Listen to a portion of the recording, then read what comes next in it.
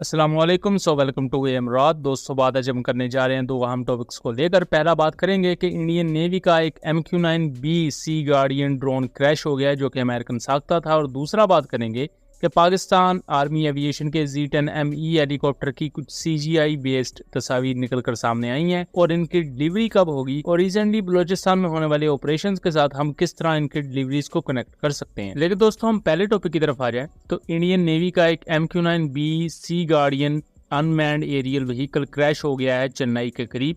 और ये क्रैश 18 सितंबर की तकरीबन शाम को हुआ है। और MQ-9B ड्रोन के बारे में बताते चलूं कि 2020 में इंडियन नेवी ने ऐसे 2 UCAV सिस्टम्स अमेरिका से लीज पर लिए और उनमें से अब एक क्रैश हो चुका है। यानी कि इंडिया के पास जो MQ-9B सी गार्डियन की फ्लीट है वो आधी हो चुकी है। और ये इंडियन नेवी की कैपेबिलिटी में बहुत बड़ी कमी है, क्योंकि इंडियन नेवी का जो ज्यादातर दारोमदार होता था ड्रोन फ्लीट को लेकर इंटेलिजेंस, रिकॉनिसेंस और सर्विलेंस के मामले में, वो इन्हीं MQ-9B ड्रोन्स को लेकर था। दोस्तों, MQ-9 ड्रोन्स के सितारे पिछले कुछ अरसे से गर्दिश में रहे मल्टीपल ड्रोन्स, तकरीबन 10 के करीब हाउसेज ने डिस्ट्रॉय किए हुए हैं यमन में। उसके साथ साथ अब रिसेंट ये क्रैश हुआ इंडिया में।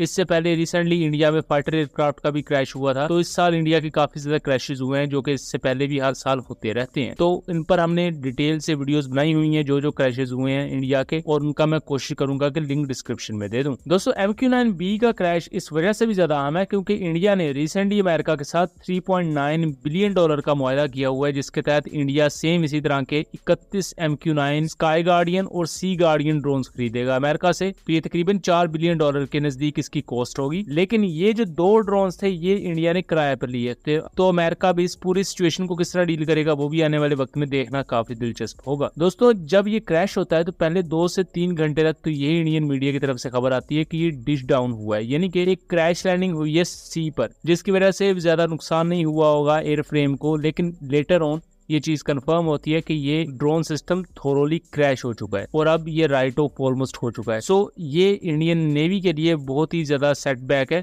और खास तौर पर जो रिकॉनिसेंस और सर्विलेंस का पूरा सेटअप है इंडियन नेवी का, उसमें इंडियन नेवी को काफी बड़ा झटका लगा है। दूसरे टॉपिक की तरफ आ जाए तो दोस्तों, हम जानते हैं कि पाकिस्तान को चाइनीज Z-10ME अटैक हेलीकॉप्टर्स बहुत जल्द डिलीवर किए जाएंगे। तो उसी कॉन्टेक्स्ट में चाइनीज ऐप्स पर पाकिस्तानी कैमोफ्लाज में Z-10ME अटैक हेलीकॉप्टर्स की कुछ तस्वीर मंजर-ए-आम पर आती हैं। इनमें 3 डिफरेंट कैमोफ्लाज देखे जा सकते हैं।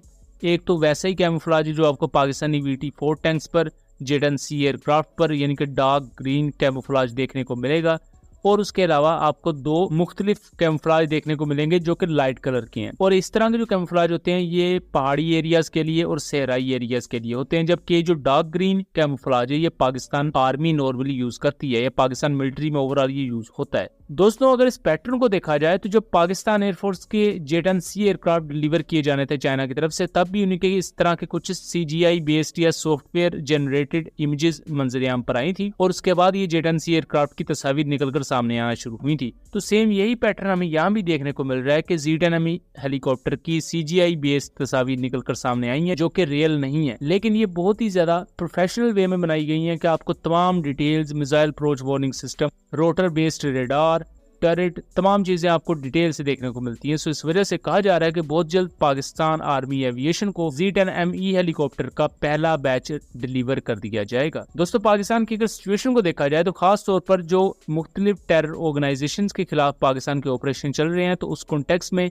न्यू अटैक हेलीकॉप्टर पाकिस्तान के लिए बहुत ज्यादा अहम हो चुके हैं। रिसेंटली 16 सितंबर को हरनोई बलोचिस्तान के एरिया में पाकिस्तान आर्म फोर्सेस ने एक इंटेलिजेंस बेस्ड ऑपरेशन में 7 BLA के मिलिटेंट्स को एलिमिनेट किया। ये जो 7 BLA के मिलिटेंट्स मारे गए, इनसे अमेरिकन साख्ता M4 कार्बाइन राइफल्स भी रिकवर की गई। उसके साथ साथ मशीन गन, स्नाइपर्स और उसके अलावा एमुनिशन भी इनसे रिकवर किया गया। सो इस तरह के इंटेलिजेंस बेस्ड ऑपरेशन में आपको कामयाबी तो मिलती है, लेकिन चूंकि ये मिलिटेंट ऑर्गेनाइजेशन में जो फाइटर्स होते हैं ज्यादातर गोरिल्ला वॉरफेयर को यूज करते हैं, हिट एंड रन वाला हिसाब, यानी कि एक जगह छुप गए, जैसे ही आर्मी की गाड़ी गुजरी उन पर अचानक अटैक कर दिया। जबकि जो आर्मी होती है वो फॉर्मेशन में लड़ना सीखी होती है, उनकी ट्रेनिंग उस तरह हुई होती है। सो इस तरह की मिलिटेंट ऑर्गेनाइजेशन से निपटने के लिए आपके पास एरियल एसेट्स होने जरूरी हैं, इनके ड्रोन सिस्टम्स हों, अटैक हेलीकॉप्टर्स हों।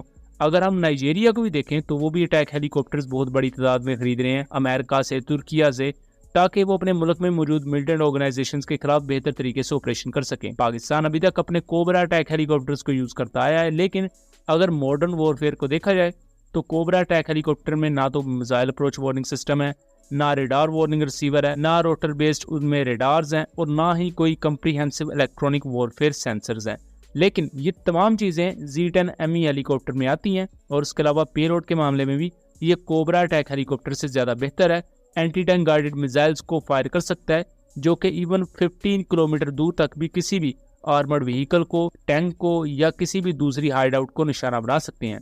जबकि अगर इंडियन अपाचे हेलीकॉप्टर्स को देखा जाए तो उनकी anti tank guided missile fire करने की रेंज तकरीबन 14 किलोमीटर के आसपास है, जबकि Z10 ME हेलीकॉप्टर इससे 3 से 4 किलोमीटर ज्यादा रेंज प्रोवाइड करता है। तो इन पिक्चर के कॉन्टेक्स्ट में ये थ्योरी पेश की जा रही है कि पाकिस्तान आर्मी एविएशन को हमें कुछ महीनों के अंदर Z10 ME हेलीकॉप्टर डिलीवर होते हुए देखने को मिल सकते हैं और ये पाकिस्तान आर्मी के लिए बहुत ही ज्यादा अहम होगा और इस चीज की इस वक्त जरूरत है अगर मौजूदा हालात को देखा जाए।